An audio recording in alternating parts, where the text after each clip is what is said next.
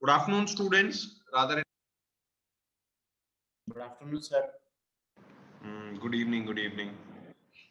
So we are now 40. I think we should wait for another 2 minutes, then we'll start.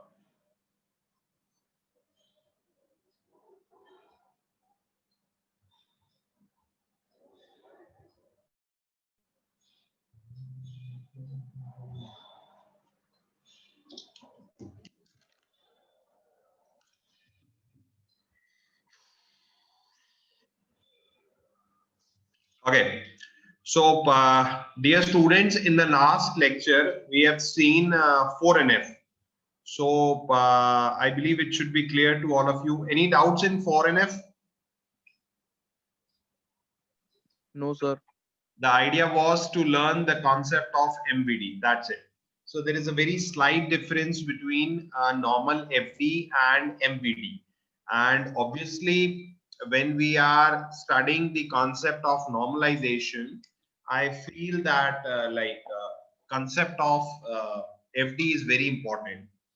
So still I am saying, however, it shouldn't be the case because last exams which we have given, they were purely based on the concepts of normalization. But again, I'm still saying, if any of the student is still having doubt related to the concept of FD, please do revise that concept. Try to clear your doubts. Just in case if you require my help, I'm ready for it. But clear your doubts related to functional dependency because that's an important topic. All right. So having said that, last lecture we have had gone through the concept of MVD, and once we are through with the 4NF, now the normal form that is remaining is 5NF. But before studying 5NF and after 4NF, there is one small topic that we should learn because that is actually important. That forms the base for fifth normal form. So we are about to study that topic. Okay. So I have shared my screen. I hope this is visible. And let me be very frank with you. This is not my PPT. So this is like you study from Navathe. So on the same grounds, Quarth is a standard book for DBMS, and it is like their slides that's available on the web. You can check that. Otherwise, also I can also give this to you. So there is nothing much in these slides we have already gone through. Now the concept is lossy decomposition. And there are two terms related to that decomposition. One is lossy, another one is lossless. So before proceeding towards lossy or lossless, we should first understand what is decomposition. So decomposition is you have got a table and you decompose it, है ना? आपके पास एक table होता है और उस आप table को स्मॉल स्मॉल पोर्शंस में तोड़ देते हो, ब्रेक कर देते हो. May I know why do we split our tables?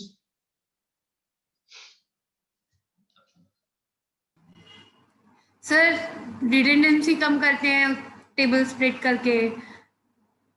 Okay, yes, this is one of the reason, one of the major reason.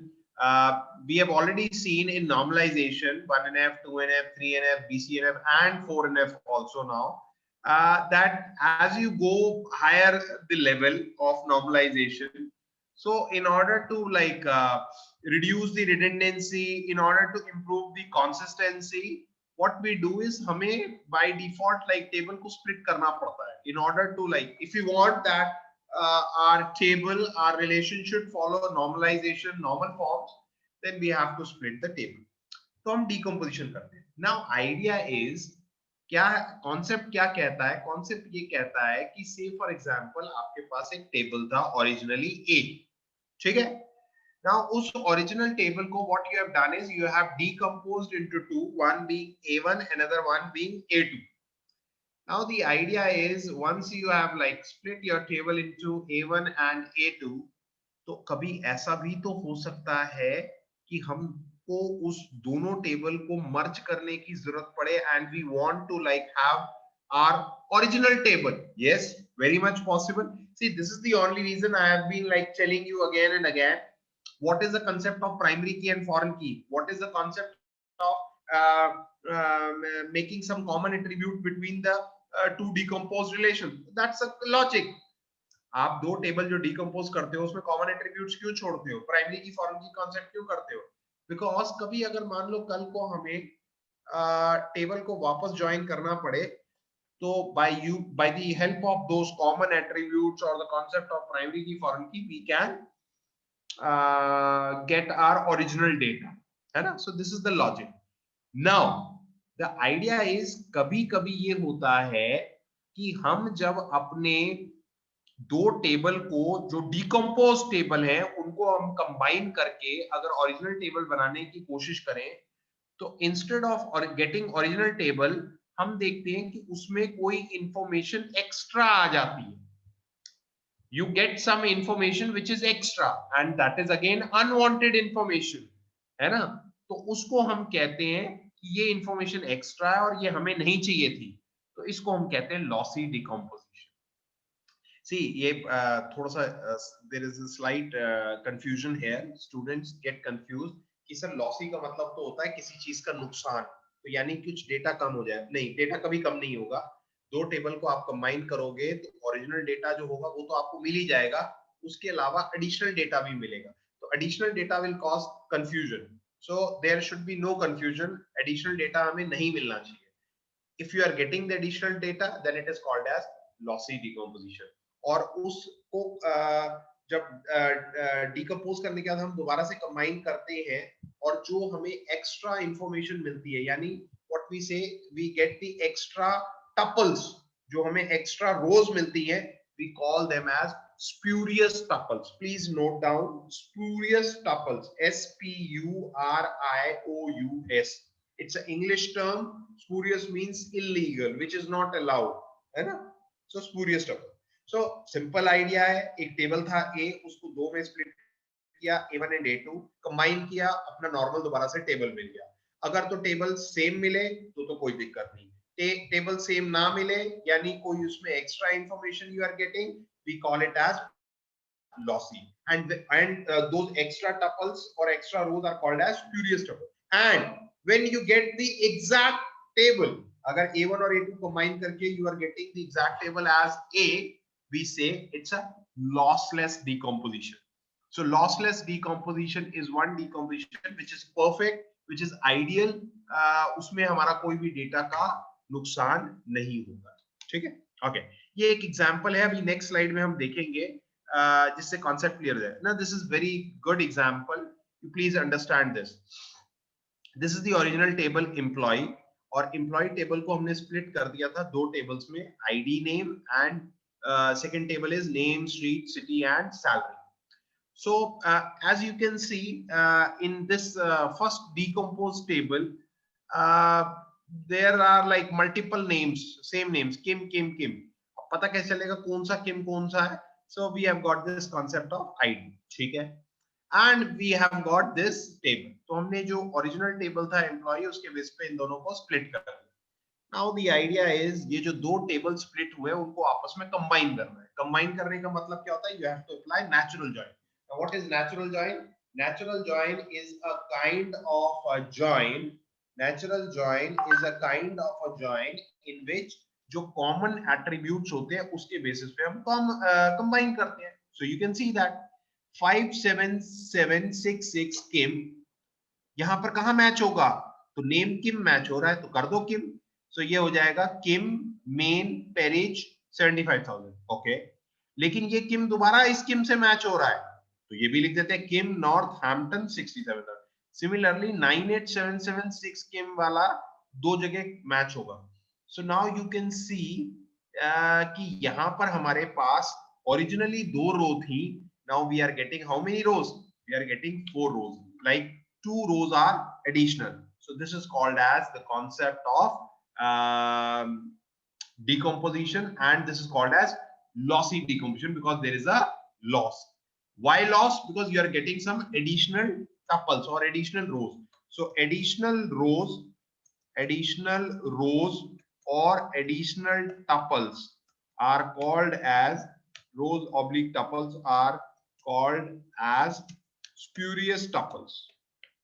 Called as spurious tuples. ये आपके एग्जाम में ऑब्जेक्टिव क्वेश्चन आ सकता है, एक short one word sort of question आ सकता है. So you should know this. ठीक है? I think यहाँ तक क्लियर है सबको, कोई डाउट तो नहीं? No, sir. Okay. Now next is this one. Now what you have to do is it's simple. कुछ करने की जरूरत नहीं, दिया हुआ है. There was a relation R A B C. So this is the original relation. Alpha 1 A beta 2 B. उसको दो में स्प्लिट किया हमने, R1 R2 AB और BC.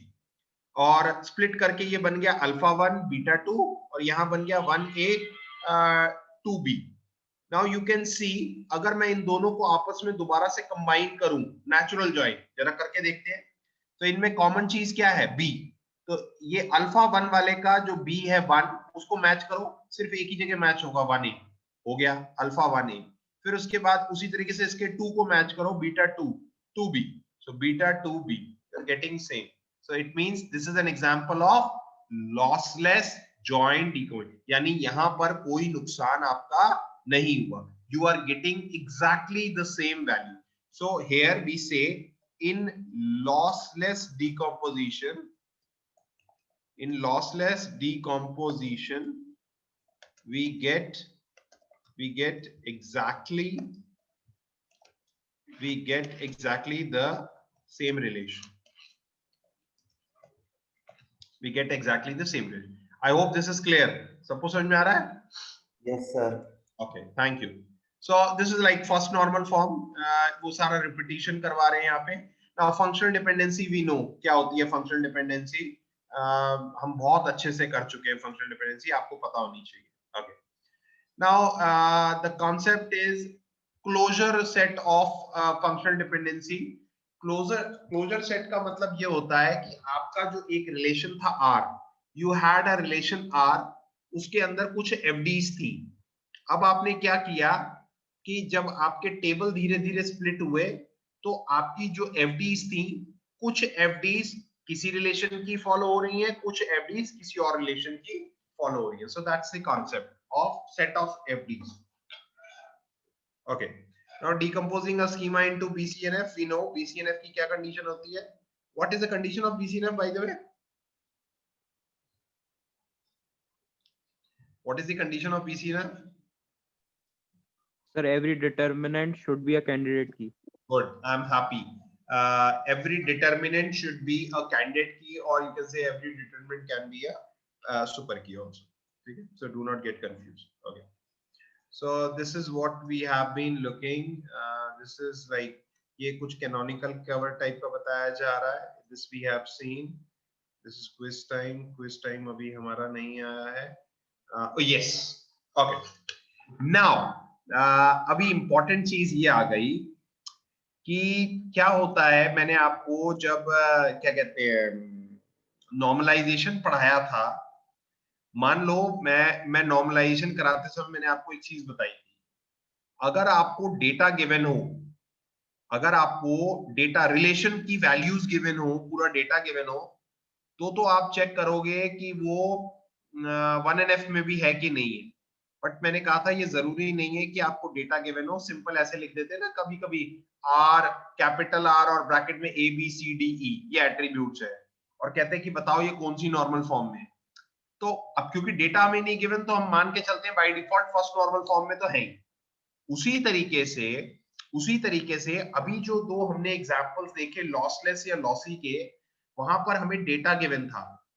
सो डेटा चेक करके तो बड़ा आसानी से हमने ये बता दिया, डेटा चेक करके तो हमने बड़ी आसानी से ये पता लगा लिया कि कौन सा लॉसलेस है और कौन सा लॉसी है, क्योंकि हमें नेचुरल जॉइन आता है. हमने नेचुरल जॉइन कंबाइन किया और ओरिजिनल से कंपेयर कर लिया. नाउ द क्वेश्चन इज, से फॉर एग्जांपल एग्जाम में या अदरवाइज भी पढ़ते समय हमारे पास डेटा गिवन नहीं है. हमारे पास क्या गिवन है? ओरिजिनल टेबल R, उस ओरिजिनल टेबल की FDs, और फिर कह दिया कि R को स्प्लिट कर दिया R1 R2 में, वो बता दिया, और जो स्प्लिट की हुई है तो वो FD भी पता चल गई कि कौन सी FD R1 में गई, कौन सी FD F2 में गई.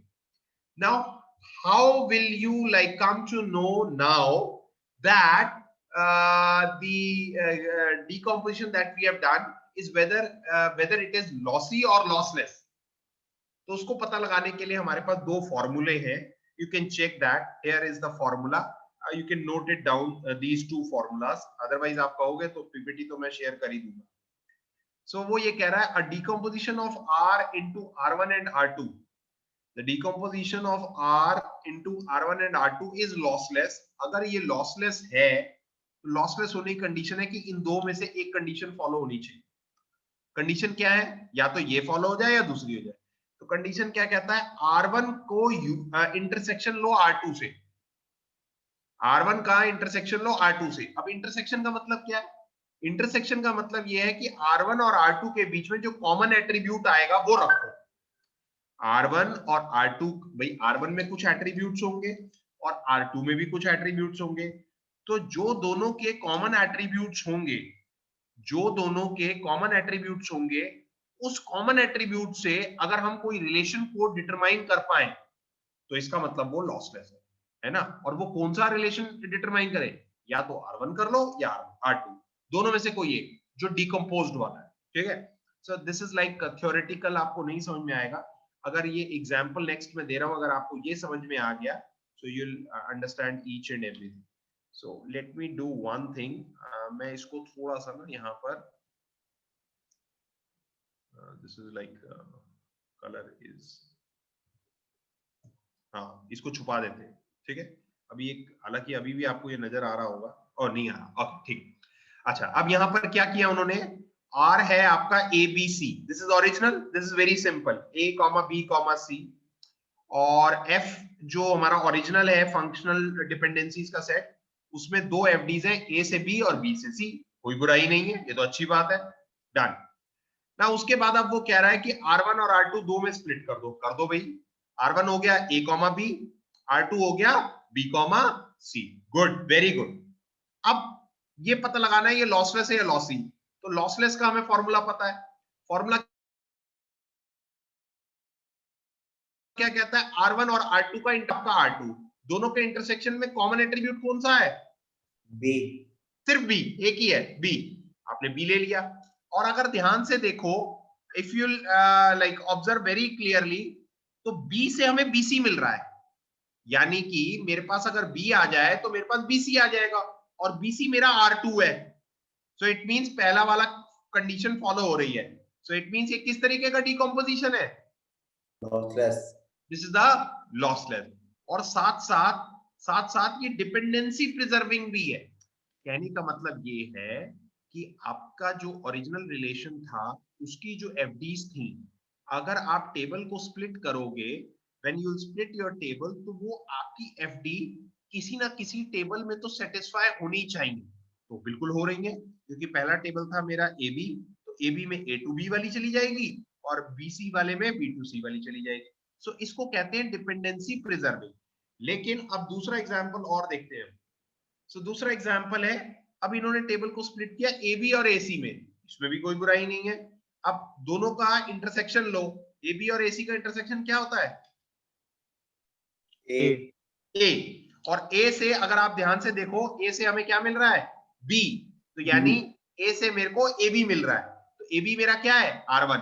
ये भी सेटिस्फाई कर रहा है. So this is again also a lossless joint decomposition. But यहां पर एक प्रॉब्लम है. There is a problem here.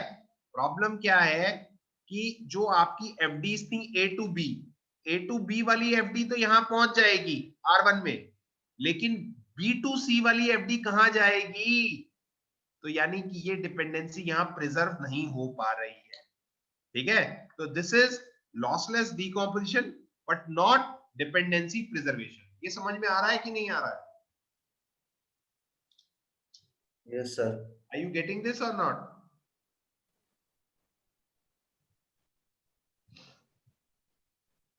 सिर्फ एक ही बच्चा यस बोल रहा है. Is it clear? Yes, sir.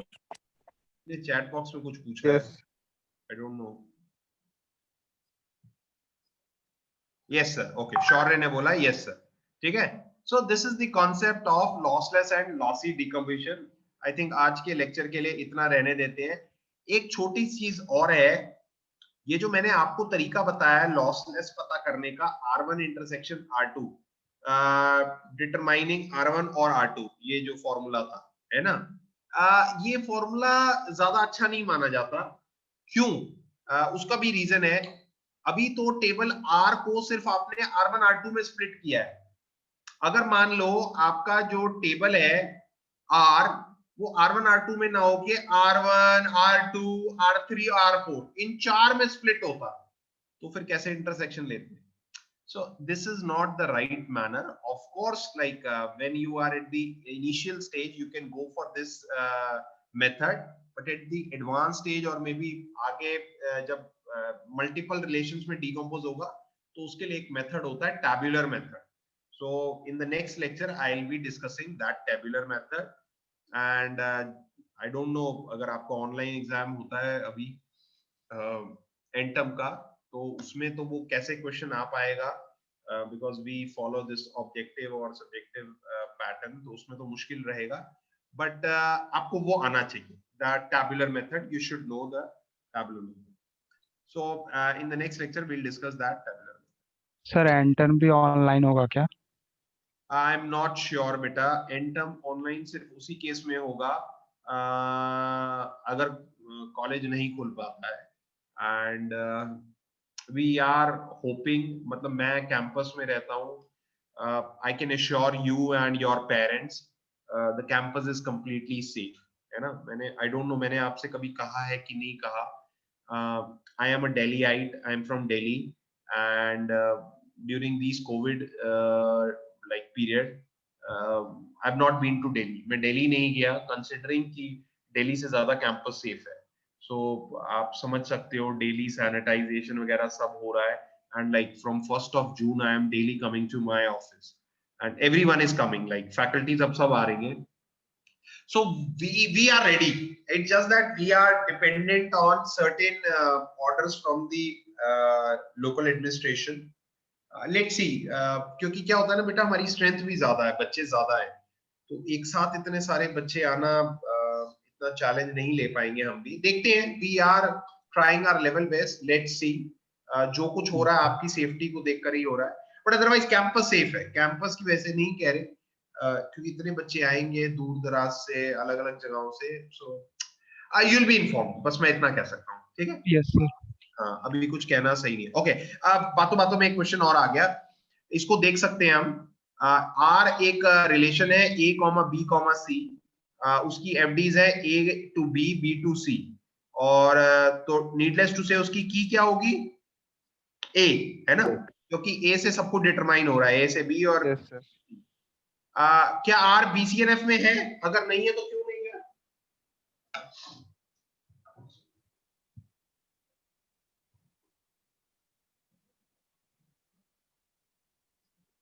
R BCNF में क्यों नहीं है बेटा?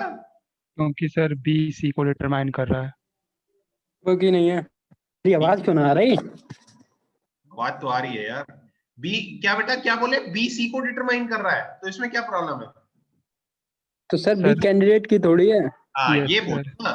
हाँ, so when we see the FDs, दो एफडीज हैं, और दोनों एफडी की अगर हम डिटरमिनेंट देखें, एक का डिटरमिनेंट मींस लेफ्ट साइड वाला जो डिटरमाइन करता है, तो एक का ए है और एक का बी है, तो बी तो हमें पता है कि वो कैंडिडेट की, हमने खुद ही निकाला, बट बी कैंडिडेट की नहीं है, तो इसका सिंपल सोल्यूशन क्या है, we will split the table, what we will do is दो टेबल में स्प्लिट कर देंगे, ए बी और बी सी, और अब आप ध्यान से देखो तो ये दोनों ही BCNF में भी हो गए हैं, दोनों ही लॉसलेस भी हैं, क्योंकि ये लॉसलेस है, हमने पीछे भी फाइंड आउट कर लिया है, और दोनों ही dependency preserving. I think this is clear to you, so you can practise this, जितना कराया उतना आप प्रैक्टिस कर सकते हो, एंड रेस्ट वो जो टैबुलर फॉर्म वाला मैं कह रहा हूँ वो हम बाद में देख लेंगे, ठीक है। Okay, I think we can rest here. Sir ये पीपीटी सेंड कर दीजिएगा। अभी भेज रहा हूँ, बट मेक श्योर आप इतने सारी राम कथा मत पढ़ना, क्योंकि ये 3 इनफ सब हो चुका है, जितना आज कराया उतना ही पढ़ना, ठीक है। And can we close this meeting, because like time का कोई प्रॉब्लम तो नहीं है? No sir. I Yes, sure? sir. Yes, sir. ऐसा ना हो किसी अटेंडेंस वगैरह की दिक्कत हो। नो, वी कैन स्टॉप ना। Yes, sir. Yes, sir. Thank you.